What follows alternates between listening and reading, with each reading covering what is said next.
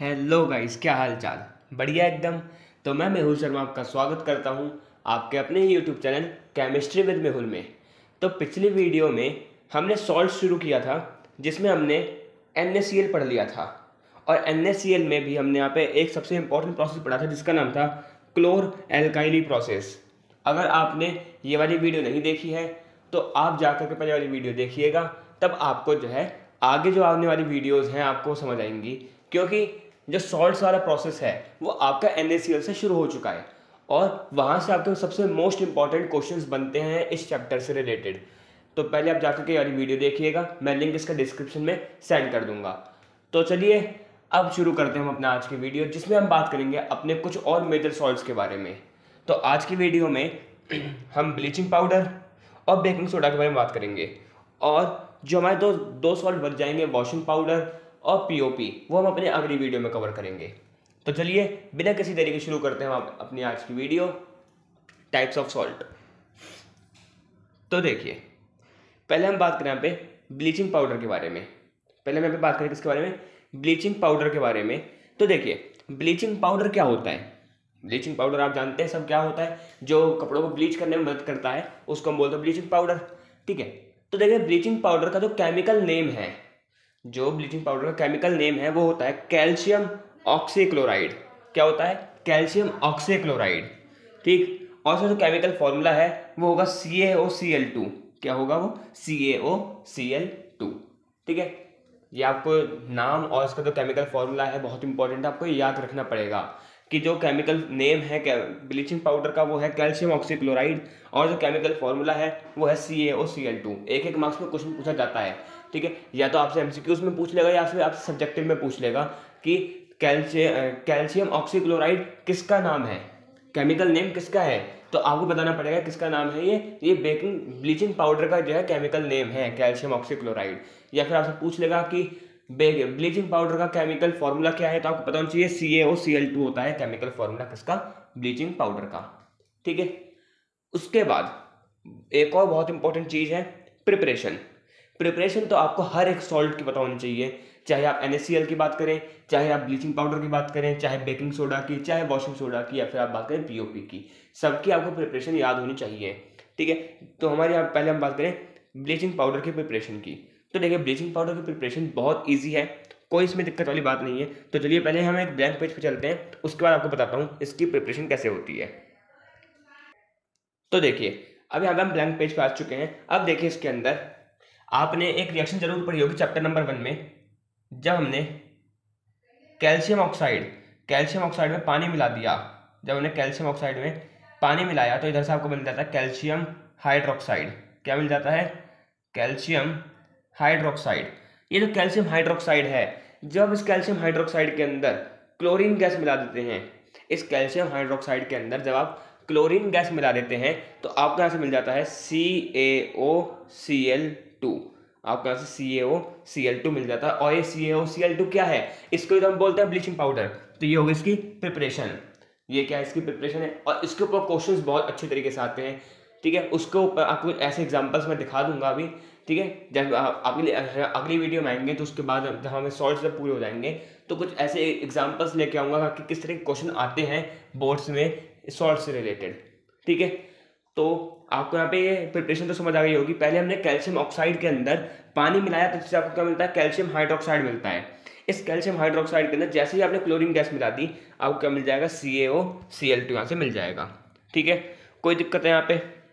चलिए अब अपना दोबारा से अपने चलते हैं ब्लीचिंग। तो देखिए यही हमने बात करी थी, ये आपका कैल्शियम हाइड्रोक्साइड है। कैल्शियम हाइड्रोक्साइड के अंदर जैसे ही आपने क्लोरीन गैस मिक्स कर दी आपको यहाँ से क्या मिलेगा, कैल्शियम ऑक्सीक्लोराइड, और यहाँ से पानी बाहर निकल जाएगा। ठीक है, और यहाँ पे आपकी प्रिपरेशन क्या हो जाता है, प्रिपेयर क्या हो जाता है, आपका ब्लीचिंग पाउडर यहाँ पे आपका प्रिपेयर हो जाता है। कोई दिक्कत है यहाँ पे आपको नहीं, ठीक है जी। चलिए हम यहाँ पे आगे बढ़ते हैं। अब बात करेंगे हम यूजेस के बारे में।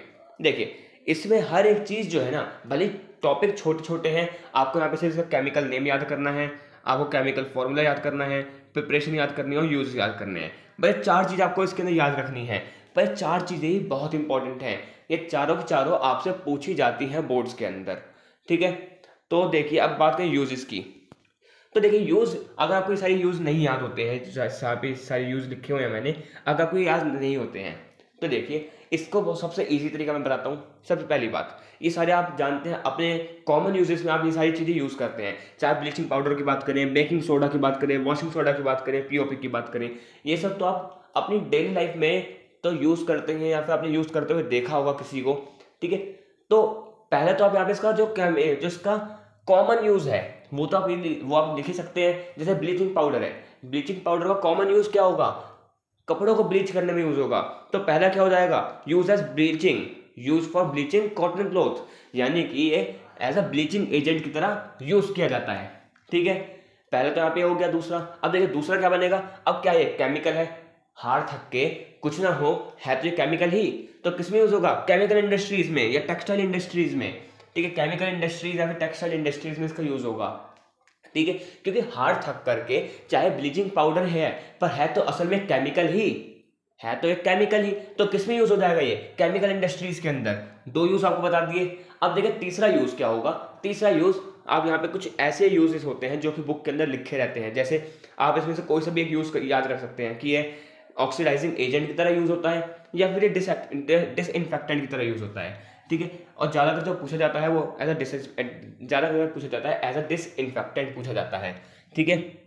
तो आप यहाँ पे चारों यूज यहाँ पे याद हो गए हैं, कोई दिक्कत वाली बात है ही नहीं। पहला कॉमन यूज हो गया, ब्लीचिंग में यूज होता है। दूसरा केमिकल यूज हो गया, केमिकल ये टेक्सटाइल इंडस्ट्रीज में यूज होता है। तीसरा क्या हो जाएगा, ऑक्सीडाइजिंग एजेंट की तरह यूज होता है। चौथा क्या हो जाएगा, डिसइंफेक्टेंट की तरह यूज होता है, ठीक है। कोई दिक्कत है यहाँ पे नहीं, ठीक है जी। ब्लीचिंग पाउडर आपको समझ आया, ठीक है।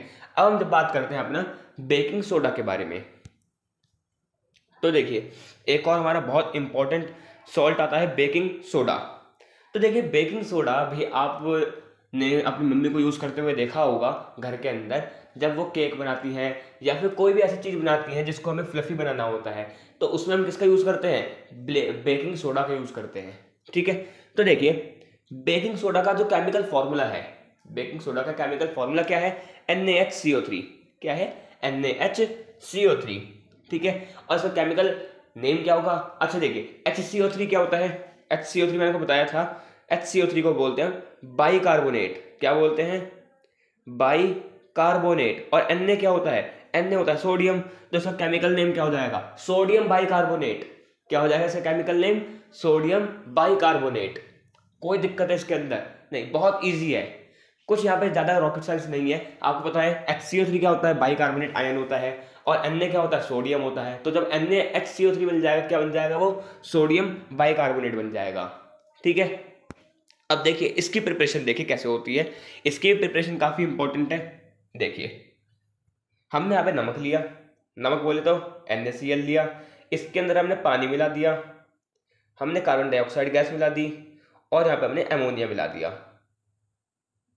ठीक है। ये सारी चीजें जब हमने मिला दी यहाँ पे, तो यहाँ पे क्या मिल जाएगा, हमें एज अ प्रोडक्ट मिलेगा। जो मेन प्रोडक्ट होगा हमारा वो होगा NaHCO3, जिसको हम बोलते हैं बेकिंग सोडा। और एज अ बाई प्रोडक्ट क्या मिलेगा आपको, एज अ बाई प्रोडक्ट मिलेगा आपको NH4Cl, इसको क्या बोलते हैं हम, एमोनियम क्लोराइड, क्या बोलते हैं, एमोनियम क्लोराइड बोलते हैं, ठीक है। कोई दिक्कत है यहाँ पे नहीं, ठीक है। आपको बेसिकली यहाँ पे क्या चाहिए, आपको बेसिकली चाहिए NaHCO3। आपको बाई प्रोडक्ट में जो मिले आपको याद रखने की जरूरत नहीं है, बेसिकली आपको क्या याद रखना है, जो हमारा मेजर प्रोडक्ट है। मेजर प्रोडक्ट क्या है हमारा, बेकिंग सोडा। आपको यहाँ पे अगर आप लास्ट में ये ना लिखे ना तो भी कोई दिक्कत नहीं है, आपको बस क्या रखना, आपको क्या याद रखना है, आपको जो है इसके रिएक्टेंट याद रखने हैं, और जो मेजर प्रोडक्ट है वो याद रखना है। मेजर प्रोडक्ट क्या होगा, जो हम बनाना चाह रहे हैं, हम क्या बनाना चाह रहे हैं, बेकिंग सोडा बनाना चाह रहे हैं, ठीक है। कोई दिक्कत है यहाँ पे नहीं।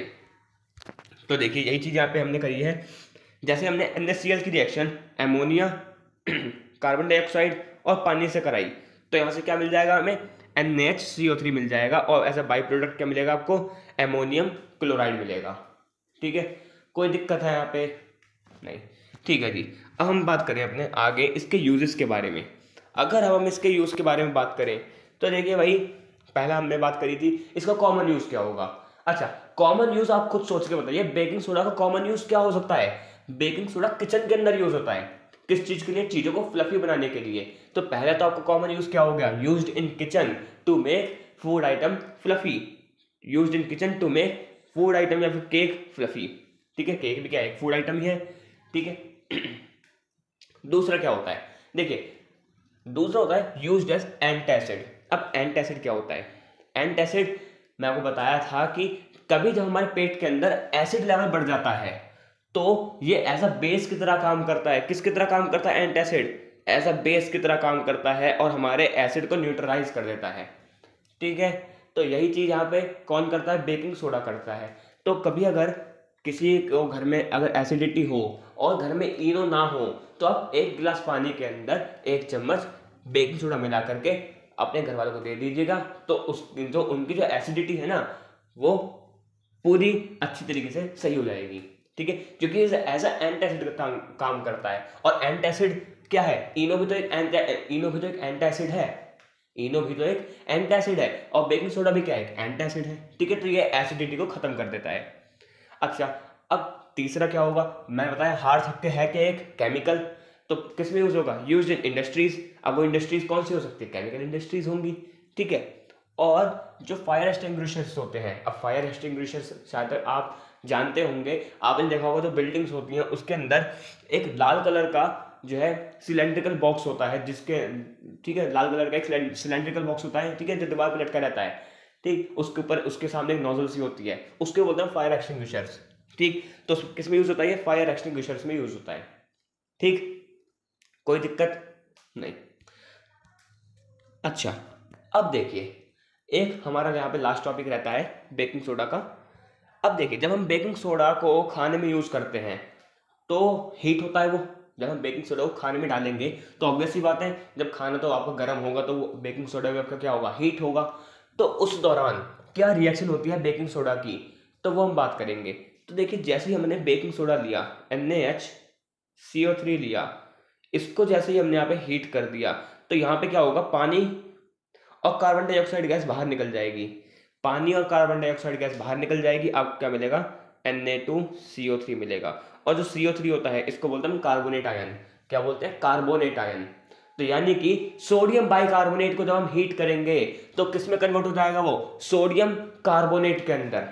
When sodium bicarbonate is heated up, it release water and carbon dioxide gas and convert into sodium carbonate। ठीक है, कोई दिक्कत है यहाँ पे नहीं। देखिए इसकी एक बार रिएक्शन भी आप यहाँ पे देख लीजिए। जब हमने सोडियम हाइड्रोजन कार्बोनेट या फिर सोडियम बाइकार्बोनेट को हीट किया तो क्या मिलेगा आपको यहाँ पे, Na2CO3 जिसको हम बोलते हैं सोडियम कार्बोनेट, और यहाँ से क्या रिलीज हो रही है, हाइड्रोजन और कार्बन डाइऑक्साइड गैस रिलीज हो रहा है। ठीक है, कोई दिक्कत है यहाँ पे नहीं। तो ये हमारा आज का टॉपिक था जिसके अंदर हमने बेकिंग सोडा के बारे में बात करी है और हमने यहाँ पे ब्लीचिंग पाउडर के बारे में बात करी है। तो उम्मीद करता हूँ आपको ये जो वीडियो है आपको अच्छी तरीके से समझ आ गई होगी। अगर आपको अच्छी तरीके से समझ आई है तो वीडियो को लाइक करिएगा, चैनल पर नए हैं चैनल को सब्सक्राइब करिएगा। और अगर आपको कोई भी दिक्कत है इस चैप्टर से रिलेटेड या फिर अपने साइंस क्लास के रिलेटेड तो आप कमेंट बॉक्स में लिख सकते हैं, या फिर मैं अपनी जो इंस्टाग्राम आईडी है उसको मैं डिस्क्रिप्शन में सेंड कर दूंगा। आप वहाँ पे इंस्टाग्राम पे आकर मुझे डायरेक्ट मैसेज कर सकते हैं, आपको कोई भी डाउट हो तो मैं उसका पूरा जवाब दूंगा। ठीक है, तब तक के लिए अगर आपको वीडियो अच्छी लगी है तो वीडियो को लाइक करिएगा, चैनल पर नए हैं चैनल सब्सक्राइब करिएगा। मिलते हैं आपको अगली वीडियो में, तब तक के लिए गुड बाय।